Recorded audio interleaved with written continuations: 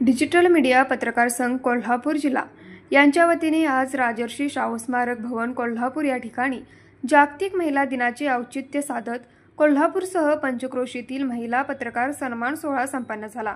या सन्मान सोहळ्याच्या अध्यक्षस्थानी प्रवीण महिला सबलीकरण फाउंडेशन संस्थापिका अध्यक्षा प्रमोदिनी माने या होत्या, तर प्रमुख पाहुण्या प्रसिद्ध बालरोगतज्ञ रुपाली पाटील या होत्या।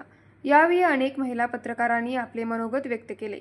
प्रमुख पाहुण्या आणि अध्यक्ष मनोगतानंतर डिजिटल मीडियाच्या माध्यमातून कोल्हापूरसह पंचक्रोशीत कार्यरत असणाऱ्या महिला पत्रकारांचा सन्मान करण्यात आला।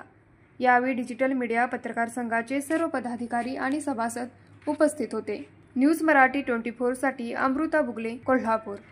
बाळ, फ्रीजमधून श्रीखंड काढ ना। आम्ही पूर्वी घरीच बनवायचो श्रीखंड, त्याची चवच वेगळी होती। आता काय सगळं रेडीमेड।